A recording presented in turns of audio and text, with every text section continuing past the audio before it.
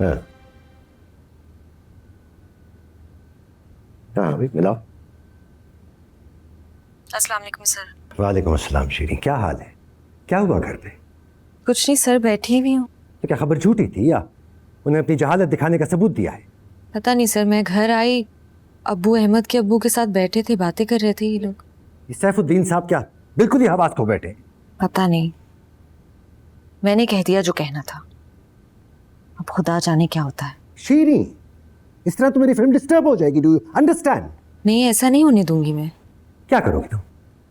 कैसे रोकोगी इस परेशानी को जो तुम्हारे चेहरे पे आके रहेगी? मैं आ जाती हूँ आपके पास सर, आप बेशक अभी से काम शुरू कर दें। मैं वादा करती हूँ कि मेरे चेहरे पे कुछ नहीं आएगा। मास्टर सैफुद्दीन कहाँ है?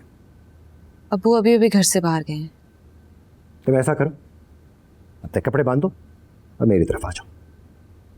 कपड़े उठाऊं, आपकी तरफ आ जाऊं? लेकिन फिर सर पीछे से तो ये लोग कुछ भी करते फिरेंगे, ये मुमकिन नहीं है, बहुत मुश्किल है। Okay, let me handle this, okay? जी सर।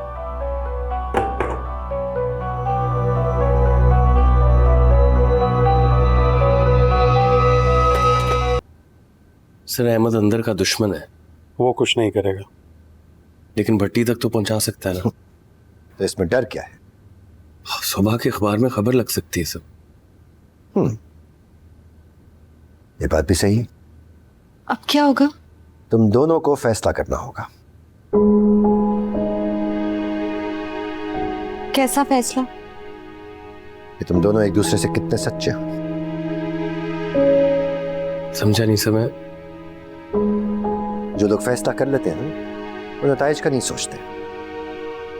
तुम दोनों नतीजों का सोच रहे हो, इसलिए कहीं ना कहीं कुछ खोट है।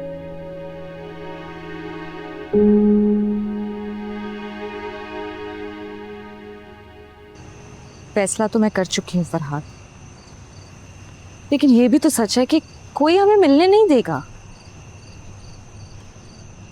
मैं तो फैसला करके ही चला था श्री, और शायद इसीलिए रुका भी मैं। वाकई? तो फिर क्यों डर रहे हैं हम? ये जो मोहब्बत होती है ना शीरी, एक छोटे बच्चे की तरह होती है। इसको बस खिलौना चाहिए, चाहे शीशे के उस पार ही क्यों ना हो। तो फिर तोड़ दो ये शीशे, उठाओ पत्थर और मार दो। इतना आसान होता तो कब का कर चुका होता श्री, क्योंकि तुम्हारी इज्जत मुझे अपने जान से भी ज्यादा प्यारी है। इज्जत का तो जनाजा निकल चुका है पहले, बाजारों में, अखबारों में, और अब पता नहीं कल क्या होगा। अभी तो कह रही थी कल की तरफ नहीं देखना। ये सच भी हमें सामने रखना है फरहाद, वक्त हमें कभी नहीं मिलने देगा। और ये भी हमेशा याद रखना श्री, हम कभी अलग नहीं होंगे।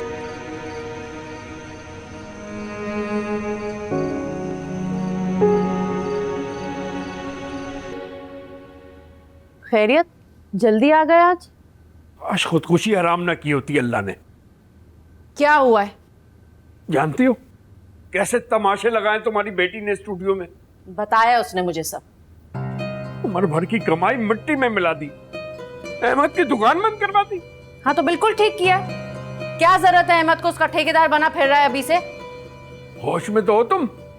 पूरा स्टूडियो देख रहा था जब वो चीख रही थी। बिल्कुल ठीक किया, आइंदा किसी की जरूरत नहीं होगी। और वैसे भी सैफुद्दीन, हमने कौन सा रिश्ता पक्का कर दिया है या उसे अंगूठी पहना दी है? भूल के तो नहीं पिला दिया शीरी ने तुम्हें?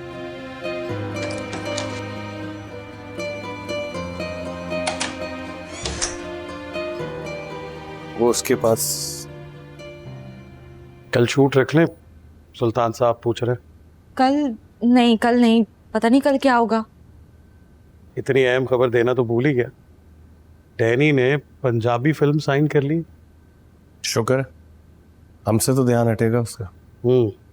मैं सुल्तान साहब से बात करके बताता हूँ।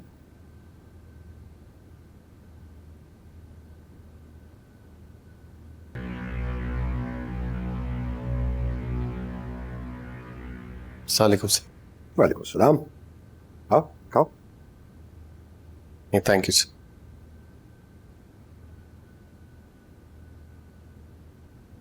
परेशान ना हो। मुझे क्या करना चाहिए सर? क्या कर सकते हो तुम? क्या ऑप्शन है तुम्हारे पास? देखो, शीरी कभी भी घर छोड़ के भागेगी नहीं, ना उसे ऐसा करना चाहिए। वैसे भी अब उसका स्टेटस कुछ और है, तुम्हारा भी। वो लड़की है, वो खास किस्म के स्टार स्टेटस तक पहुंच चुकी है। तुम्हें अभी करके दिखाना है। वो तो करना है, लेकिन मेरी वजह से शीरी एक ट्रैप में फंस चुकी है कि ऐसी सिचुएशन में जब उसके गिर्द घेरा तंग हो रहा है सर। जंग आखिरी फेज में आ गई है ना फरहाद, तुम जब तक कुछ बन के नहीं दिखाओगे तब तक कुछ भी नहीं कर सकते। और फिक्र मत करो, शीरी कहीं भी नहीं जा रही। तुम बस फिल्म पे फोकस करो। जी सर। सुबह तुम्हारी गाड़ी आ जाएगी। मेरी कौन सी गाड़ी सर? तुम्हारी 2 पेमेंट्स है ना, एक एक्टिंग की, दूसरी स्क्रिप्ट की। मुझे कोई गाड़ी नहीं चाहिए सर, आपके पहले ही मेरे पे बहुत एहसान आता है। ठीक है, मैं प्रोड्यूसर से कह दूंगा कि कैश दे दे। मुझे कुछ नहीं चाहिए सर, थैंक यू।